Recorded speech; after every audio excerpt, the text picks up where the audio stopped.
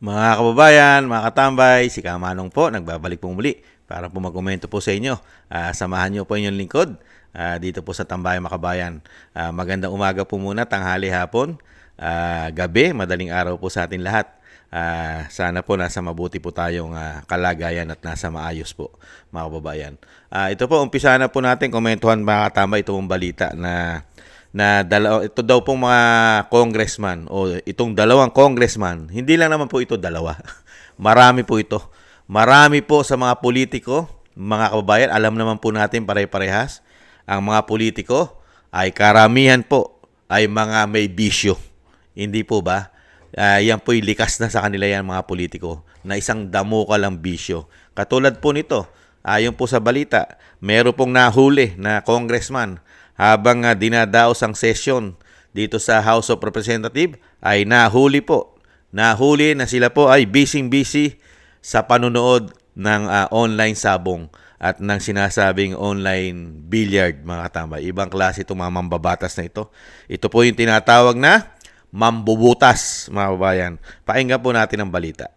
Sa gitna ng mga issue sa online gambling, nahuli ang dalawang kongresista na nakatutok sa online sabong at bilyar sa kanilang mga cellphone. Ang malala, nangyari yan habang may sesyon.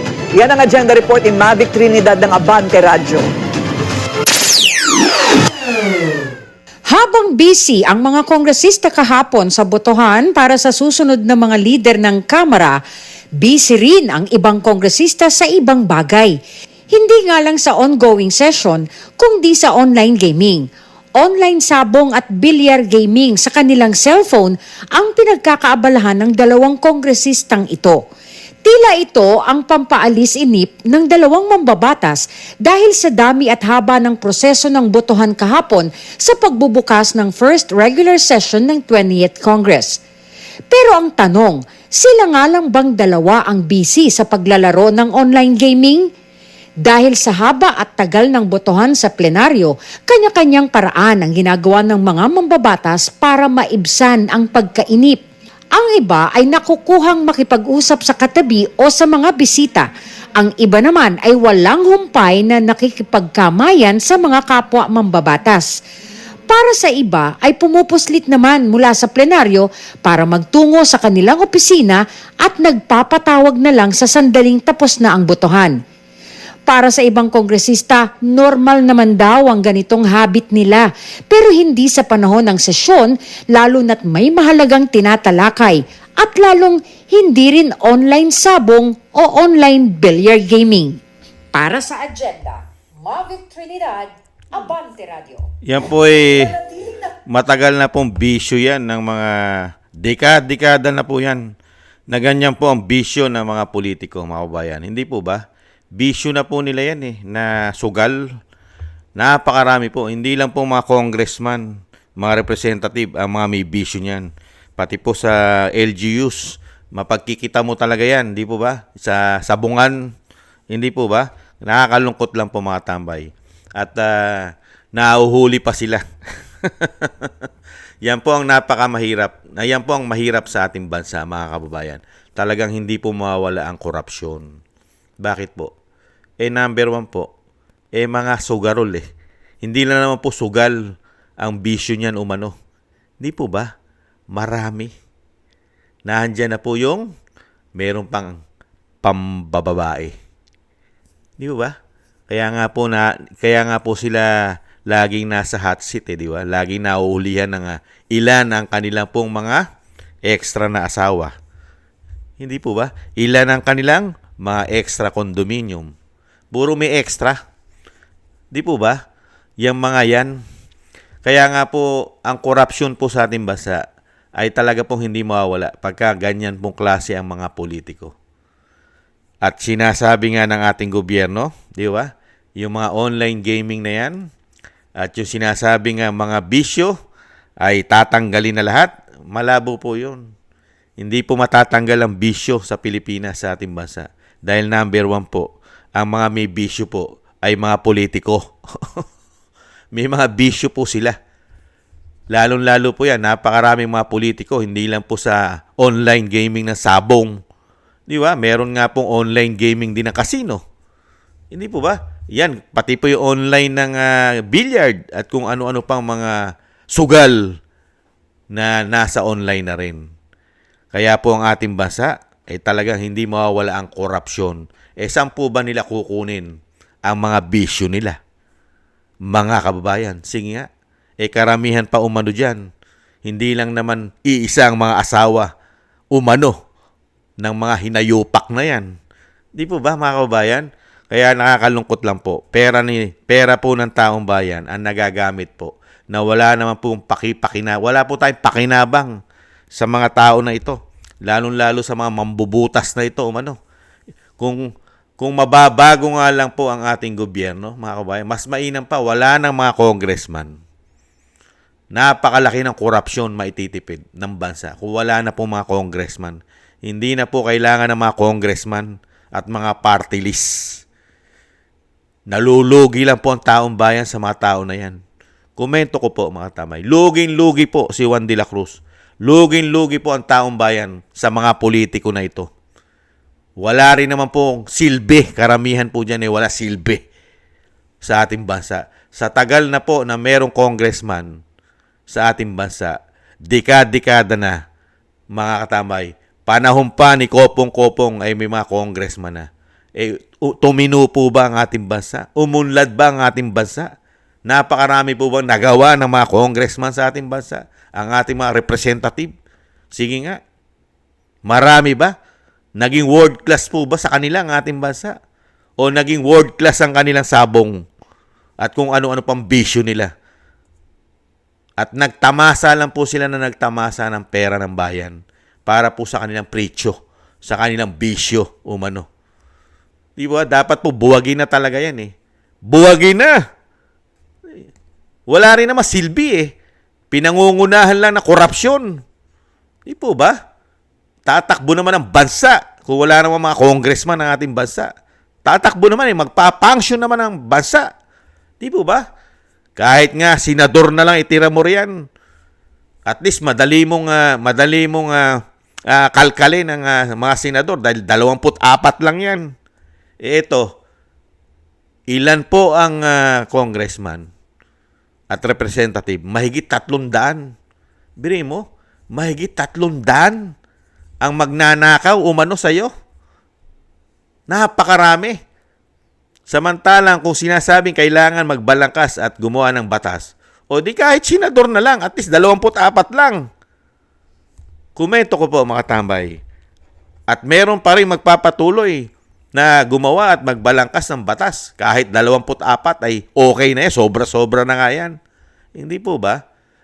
At nandiyan naman po, hindi naman natin tatanggalin ang ating mga gobernador, ang ating mga mayor, na sila na ang tututok sa problema ng mga LGUs o sa ating mga problema sa ating mga probinsya, sa ating mga syudad.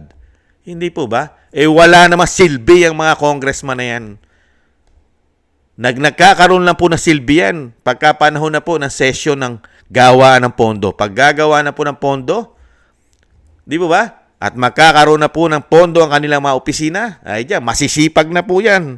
Hindi na po natutulog yan, mga kabayan. At hindi na rin po nag-o-online sabong yung mga hinayupak na yan. Hindi po ba? Nakakalungkot lang po. Pagka, spoiled na spoiled po kasi ang mga politiko sa ating bansa. Spoiled na spoiled. Talaga pong, excuse me po, pagdating po sa pera natin, talagang ito pong mga congressman na nangunguna. At napakarami po nilang na pinagkakaperahan dyan umano sa pagiging congressman mo o representative mo ng bansa. Napakarami po. Mismo ang nagpapatotoo ay sila rin. Di po ba? At isang damukal na pong balita ang nahayag sa kanila kung paano po sila kumita ng pera o kung paano sila mangumisyon. At kung paano sila gumawa ng hanap buhay dyan ng sinasabi mga extra. Lahat na po pinapasok na po dyan. Karamihan ng mga congressman umano. Di ba? Pati mga kontraktor. Kanila na. Sila na may-ari. Lahat halos. Di po ba? Karamihan sa mga politiko. Ginagawa pong gatasan ng pera ng taong bayan. Kaya lang ang tanong natin. Kailan kaya mangyayari ang mga pinag-uusapan natin? Yung mga gusto sana natin na wakasan at ibsan man lang kahit papaano ang korupsyon sa ating bansa.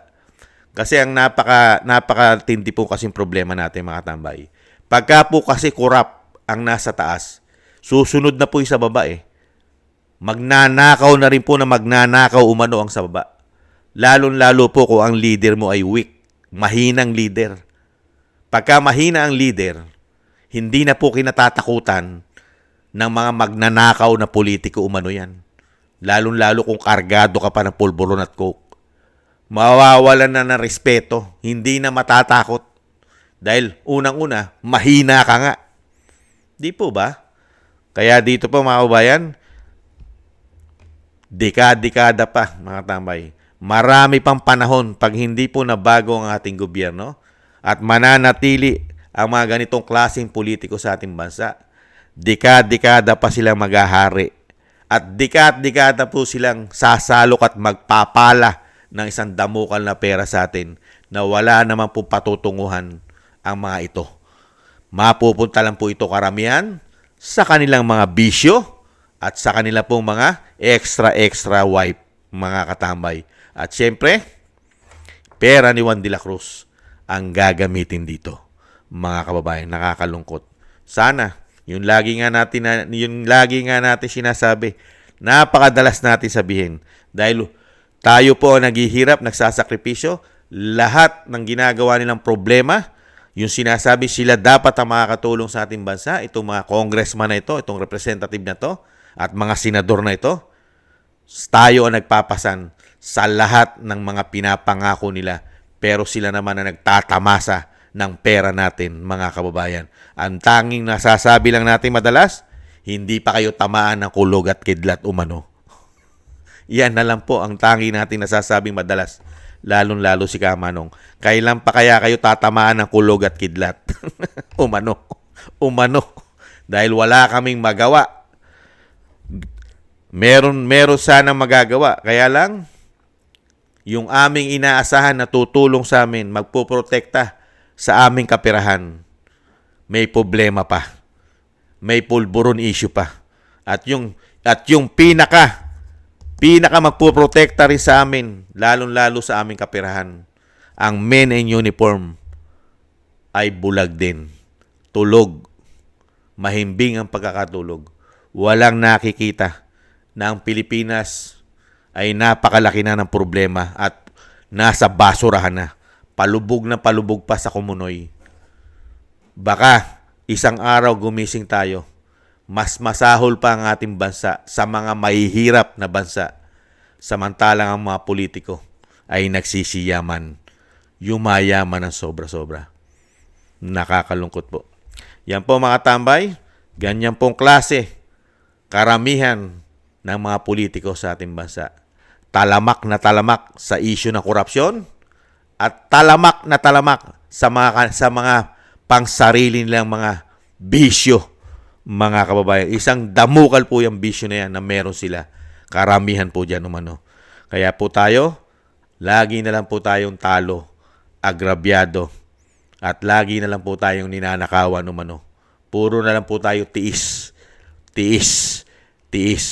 Pagdating ng halalan, bobolahin ka pa, bubudulin ka pa, mga kababayan.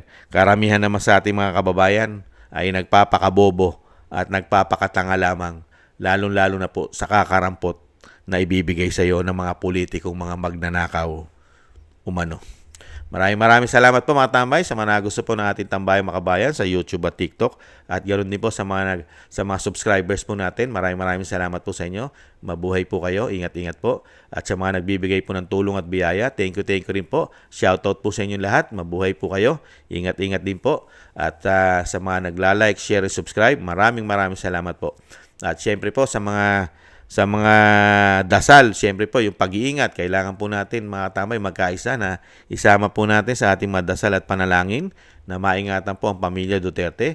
Ang dating Pangulong Duterte po ay makauwi na po sa ating bansa at madugtungan po sana ang kanyang buhay at kalakasan. At siyempre po ay yung pag-iingat po sa kanila mga katambay. At muli po mga tambay, ingat-ingat po tayo mga kababayan. At pagka po may nakita po kayo mga politiko na nasa sugalan, expose nyo po na expose mga kababayan. Expose po ninyo. Wag po kayo matakot na sila expose. Dahil una-una, pera po natin ang pinasusugal ng mga hinayupak na yan umano. Maraming salamat po. Sa muli po, paalam po muna. Bye-bye.